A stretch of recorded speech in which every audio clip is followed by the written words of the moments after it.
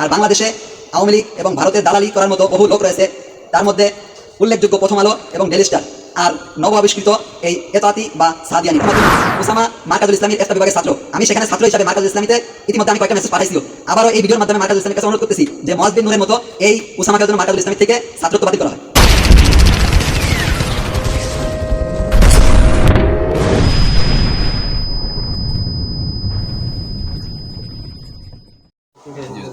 نحمده ونصلي على رسوله الكريم أما بعد فأعوذ بالله من الشيطان الرجيم بسم الله الرحمن الرحيم قل جاء الحق وزهق الباطل إن الباطل كان زهوقا صدق الله العظيم وصدق رسوله النبي الكريم। বর্তমান সময়ে আলোচিত এবং সমালোচিত একটি বিষয় হচ্ছে সাদিয়ানি তথা এতাতি বা সাতপন্থী। তো বর্তমান আমাদের মধ্যে একটা প্রশ্ন থেকে যায় যে সারা বিশ্বের মধ্যে সাদিয়ানি তথা এতাতি এবং আহলে শুরার সদস্যগণ সবাই পৃথক পৃথকভাবে দাওয়াতি কাজে নিয়োজিত এবং তারা কাজ করে যাচ্ছেন দীর্ঘদিন থেকেই।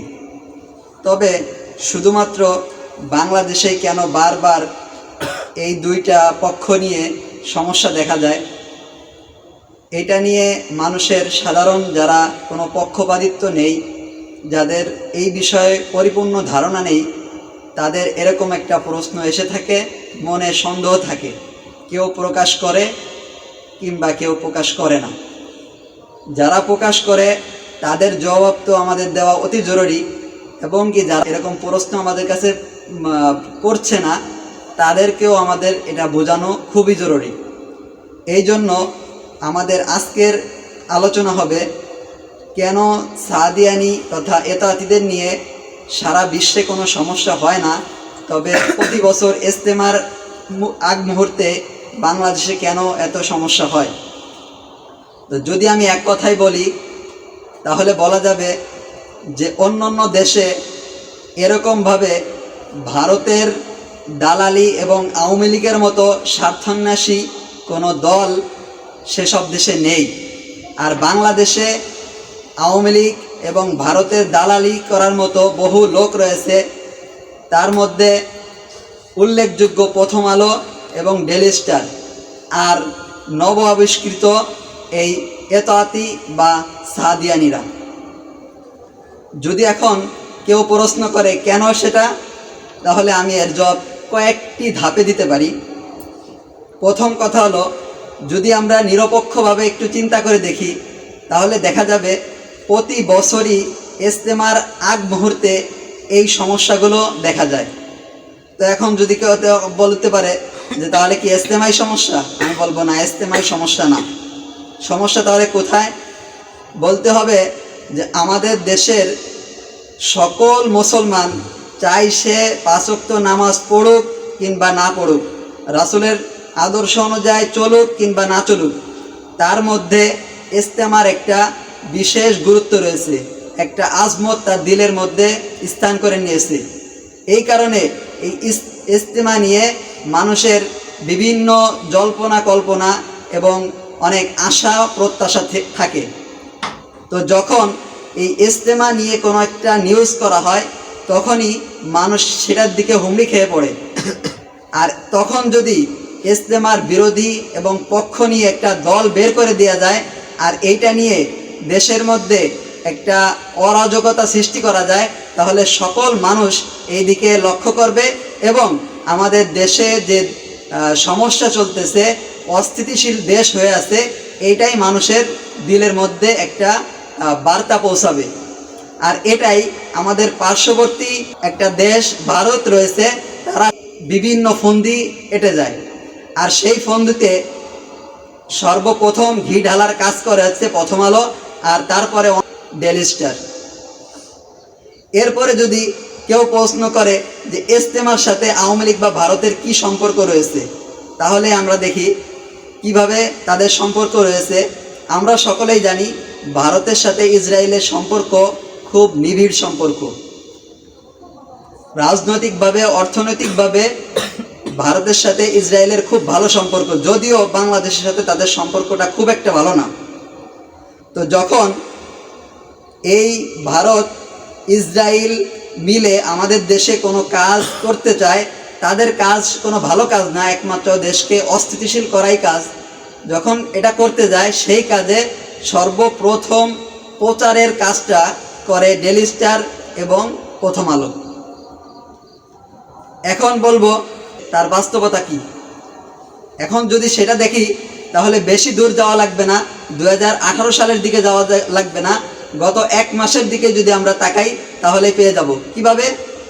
যে যখন তাবলিগের ইজতেমা নিয়ে 2টি গ্রুপের বিক্ষোভ মিছিল চলতেছিল, তখনই আমাদের দেশ থেকে নিষিদ্ধ একটি রাজনৈতিক দল তথা ছাত্রলীগের কিছু নেতাকে এতআতিদের ব্যানারে দেখা গেছে, অর্থাৎ 3 জন লোককে দেখা গেছে যারা টঙ্গীর ছাত্রলীগের দায়িত্বশীল কর্মকর্তা। তো এতেই স্পষ্ট হয়ে যায়, যখন আমরা ইজতেমার কাজ করতেছি এই সময়ের মধ্যে কেউ ইজতেমার ময়দানকে কবজা করার জন্য আন্দোলন গড়ে তোলা, আর সেখানে যদি আওয়ামী লীগ তথা ছাত্রলীগের লোক পাওয়া যায়, তাহলে আর কাউকে স্পষ্ট করে বোঝানোর দরকার হয় না যে এর পিছনেই ওরাই থাকে। আর আওয়ামী লীগের প্রতিটি কাজ সমর্থ এবং সহযোগিতার এক বড় মাধ্যম হচ্ছে ভারত। সুতরাং স্পষ্ট হয়ে গেল যে ভারত এই দেশকে অস্থিতিশীল করার জন্য এতাতিদেরকে মাধ্যম বানাইছে। এখন বুঝি যে ইসরায়েল কিভাবে এর মাধ্যম বানালো। দেখা যাবে 2018 সালে যখন মাদ্রাসা ছাত্র এবং ছাত্রদের পক্ষীয় যে সমস্ত মুসল্লিরা আহত হয়েছিল, নিহত হয়েছিল ইজতেমার ময়দানে, সেই ঘটনার কিছুদিন আগের দিকে যদি তাকানো যায় তাহলে দেখা যাবে যে আমাদের দেশ থেকে 3 জন লোক ইসরায়েলে গিয়েছিল। যদিও আমাদের দেশের সাথে ইসরায়েলের সম্পর্কটা খুব একটা ভালো না, তারপরেও তারা অবৈধভাবে ইসরায়েলে যাওয়ার কারণে তৎকালীন সরকারের স্বরাষ্ট্রমন্ত্রী এটা নিয়ে খুব রাগান্বিত হয়েছিল।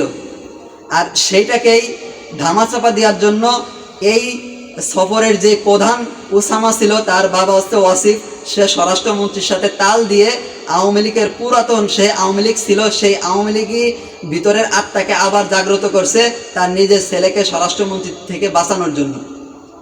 তো এতেও স্পষ্ট হয়ে যায় যে তারা ইসরায়েলের মদতপুষ্ট। আর শুধু ইসরায়েলে গেছে এতটুকুই না, আন্তর্জাতিক নিউজ পোর্টাল থেকে প্রমাণিত যে তারা মোসাদের সাথে সাক্ষাৎ করছে, বৈঠক করছে, সৌজন্য বৈঠক করছে। আর তার কিছুদিন পরেই 2018 সালে সাধারণ মুসলমান এবং মাদ্রাসা ছাত্রদের উপরে এতাতিদের হামলা। এরপরে যদি দেখি তাদের বিভিন্ন নেতাদের অবস্থা, তাদের বিশেষ সবথেকে বড় নেতা যিনি, তিনি তাদের বাসায় মুরব্বী।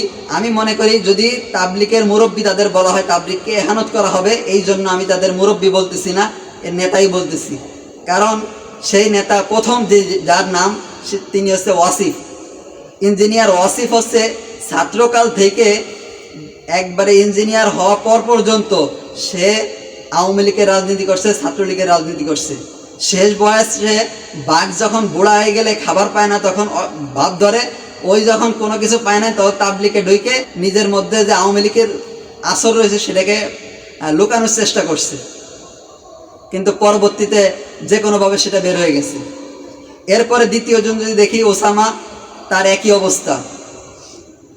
বিশেষভাবে আজকের এই ভিডিওর মাধ্যমে ওসামা মার্কাজুল ইসলামীর ইফতা বিভাগের ছাত্র। আমি সেখানে ছাত্র হিসাবে মার্কাজুল ইসলামীতে ইতিমধ্যে আমি কয়েকটা মেসেজ পাঠাইছিও। আবারও এই ভিডিওর মাধ্যমে মার্কাজুল ইসলামীর কাছে অনুরোধ করতেছি যে মুয়াজ বিন নূরের মতো এই ওসামাকে যেন মার্কাজুল ইসলামীর থেকে ছাত্রত্ব বাতিল করা হয়। এরপরে দেখা যাবে তাদের আরেকজন নেতা, তিনি হচ্ছে বর্তমান সাতক্ষীরা জেলার আওয়ামী লীগের সভাপতি, অর্থাৎ এরতেজা হাসান। যদি এর দিকে তাকাই, এর যে অপরাধের কত বড় ফিরিস্তি, যা বলতে গেলে বহুত সময় দরকার। শুধু এতটুকুই বলবো যে তার বিভিন্ন ভিডিও তো প্রকাশ হয়েছে, এই বিষয়ে আর কিছু বলার দরকার হয় না। তবে এতটুকু জেনে রাখতে হবে যে সে কিছুদিন পূর্বেও তার আত্মসাদের কারণে, সে মানুষের টাকা মেরে খাওয়ার কারণে ঢাকার মধ্যে তাকে নিয়ে বিক্ষোভ মিছিল করা হয়েছে। আর দ্বিতীয় কথা একটা, সেটা তো মাঝখান দিয়ে বলেই ফেলাইছি, যে সে হচ্ছে সাতক্ষীরা জেলার আওয়ামী লীগের সভাপতি। সুতরাং সে আর কত ভালো হবে, আর বেশি কিছু বলার দরকার নেই। এরপরে হলো যদি বলি তাহলে অন্য দেশে কোনো সমস্যা হয় না কেন, আমি বলবো অন্য দেশের সমস্যা হয়, আর তাদের সমস্যা এত বড় সমস্যা না, তথা তাদের কাছে ইস্তেমার ময়দান নাই, তাদের রয়েছে সাধারণ মার্কাজগুলা। আর আফগানিস্তান, পাকিস্তান সহ বিশ্বের বিভিন্ন বড় বড় মুসলিম রাষ্ট্রের মধ্যে এতাহাতি এবং ওয়াজাহাতি তথা এই আহলে শুরার সাথীদের আলাদা মার্কাজ করে দেওয়া হয়েছে, পৃথক পৃথক মার্কাজ করে দেওয়া হয়েছে। আর এই পৃথক মার্কাজ করার মাধ্যমে যেহেতু সেখানে ইস্তেমা নিয়ে কোনো সমস্যা নাই, পৃথক মার্কাজ থাকার কারণে যার যার কাজ শেষে করতেছে, এই কারণে আর দ্বিতীয় কোনো সমস্যা হচ্ছে না। এখন আমাদের দেশেই যে পৃথক মার্কাজ থাকলে কোনো সমস্যা হবে না, এটা কিভাবে বলা যায়? তো প্রথমত যে এটা সমস্যা হবে, শেষ হবে না, কারণ আওয়ামী লীগের মতো এই দেশে আরও বহুত লোক আছে। কোনো দলই আমাদের দেশের মানুষের ভালো চায় না, সবাই আমাদের দেশের জনগণকে পুঁজি বানিয়ে নিজের ক্ষমতা পাকাভুক্ত করতে চায়। আর যদি কিছুদিন পরে এমপি আসে, তারাও এই পদই ধরবে। তবে আলাদা মার্কাজ থাকলে কিছুটা ফায়দা হয়, তার জলদান্ত প্রমাণ হচ্ছে গাজীপুর সদর, অর্থাৎ আমরা যে গাজীপুর টঙ্গী যেটা চিনি সেটা আলাদা থানা, গাজীপুর সদর আলাদা থানা। গাজীপুর সদরে আলাদা মার্কাজ করার কারণে সেখানের কোনো আপাতত কোনো সমস্যা হচ্ছে না, তবে ইজতেমা নিয়ে সমস্যাটা রয়েই যায়। তো মোট কথা হচ্ছে আমাদের দেশে এই সমস্যাকে দূর করতে হলে আমাদের দেশের এই যে সমস্ত এতাতি নেতা আমরা চিনতেছি, এদের সবগুলাকে সরাইতে হবে, এছাড়া দেশ শান্তি পাবে না, মানুষ শান্তি পাবে না।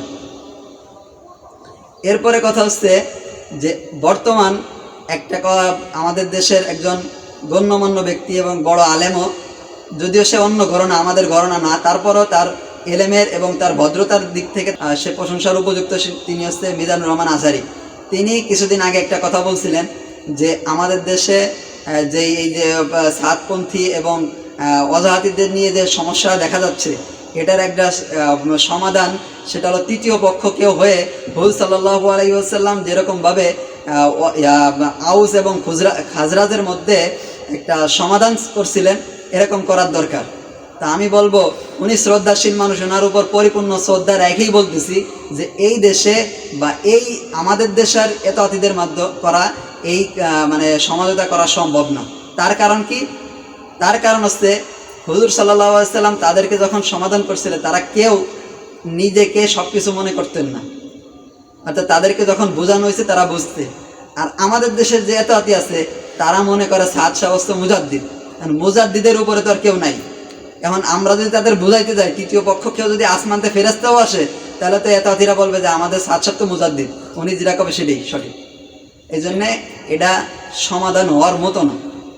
এরপরে হচ্ছে আর যেটা পূর্বে শুরুতেই বললাম, যে অন্য দেশে আমাদের দেশের মতো আওয়ামী লীগ নাই, আর ভারতের দালাল নাই, আর ভারতের আধিপত্য অন্য দেশে নাই। সুতরাং অন্য দেশে বা অন্য জায়গায় যা সম্ভব, আমাদের বাংলাদেশে তা সম্ভব না। আল্লাহ তাআলা আমাদের সকলকে এই সমস্যার সমাধান খুঁজে সে অনুযায়ী চলার এবং এই সংক্ষিপ্ত আলোচনা বোঝার তৌফিক দান করুন।